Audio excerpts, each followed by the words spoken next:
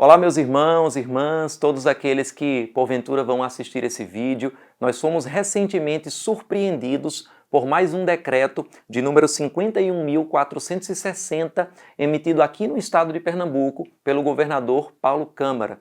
Decreto esse que, dentre outras coisas, exige a apresentação de um comprovante de esquema vacinal completo para a Covid, para que as pessoas possam entrar em cultos religiosos acima de 300 participantes, ou a apresentação de um teste negativo para a Covid. Antes de tudo, é importante salientar que esse decreto foi publicado no Diário Oficial da União, mas ainda precisa ser disciplinado através de uma portaria conjunta da Secretaria de Saúde com a Secretaria de Desenvolvimento Econômico, ou seja, até o momento esse decreto não está valendo. Ainda assim, é importante conscientizar toda a população que o decreto apresenta inúmeras fragilidades do ponto de vista legal, do ponto de vista político e do ponto de vista sanitário. Do ponto de vista legal, esse decreto é claramente inconstitucional, pois age de forma discriminatória, exigindo das igrejas o que não é exigido de outros locais que possuem uma probabilidade muito maior de gerar aglomerações. Isso tem suscitado entre os pastores e muitos cristãos do estado de Pernambuco um sentimento de que há uma perseguição religiosa por parte do governador Paulo Câmara contra os cristãos. Uma demonstração da fragilidade legal desse decreto é o que aconteceu na cidade do Rio de Janeiro, onde um decreto municipal semelhante exigia o comprovante de vacinação para a entrada em clubes militares e clubes navais. Esse decreto foi suspenso pelo Poder Judiciário do Estado do Rio de Janeiro, alegando também a inconstitucionalidade do mesmo. Existe na nossa Constituição de 88 o chamado princípio da legalidade. No artigo 5º, inciso 2º, cláusula pétrea, a Constituição afirma: ninguém será obrigado a fazer ou deixar de fazer alguma coisa, senão em virtude de lei. E decreto não é lei. Decreto apenas regulamenta a organização e a ação do poder público. A fonte de obrigação no direito brasileiro é a lei.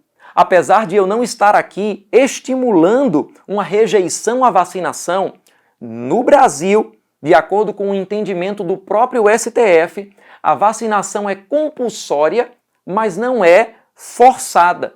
E quando se tenta impor que os direitos fundamentais de crença e de culto serão exercidos apenas por aqueles que estão vacinados, o que se está fazendo indiretamente é forçar as pessoas a uma vacinação, o que é claramente não tolerado por nossa Constituição.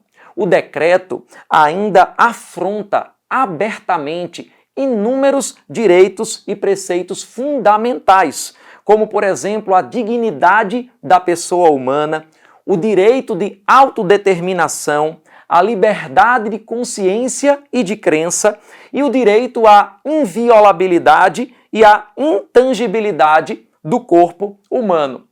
Do ponto de vista político, o governador também falhou em agir de forma republicana, pois o mesmo decreto ele foi feito a portas fechadas e não nasceu de um debate amplo, com diversos representantes de setores da sociedade, como o setor religioso e o setor científico. Se nós olharmos para as grandes democracias liberais do mundo, como por exemplo Estados Unidos, Inglaterra, Itália, nós não enxergamos nelas atualmente uma exigência de comprovante vacinal para uma entrada em templos religiosos. Existe também uma falta de sensibilidade política por parte do governador do estado ao querer exigir comprovantes de um esquema vacinal completo no estado inteiro, quando, por exemplo, em Petrolina, na data deste vídeo, nós temos uma cobertura de 48,7% da população com o esquema vacinal. E em outras cidades do interior, essa cobertura é muito inferior. Ainda do ponto de vista sanitário, é importante mostrar que esse decreto não acrescenta uma proteção considerável, pois mesmo com a queda vertiginosa dos casos e dos óbitos da Covid no Brasil, especialmente em Pernambuco, Petrolina, por exemplo, até ontem apresentava 8,3% de ocupação de leitos de UTI Covid. As igrejas continuam adotando procedimentos sanitários de distanciamento, uso de máscaras, álcool em gel, medição de temperatura na entrada dos seus templos, higienização dos locais de culto. E aqueles que ainda assim se sentem desconfortáveis já têm à sua disposição os cultos nas modalidades online.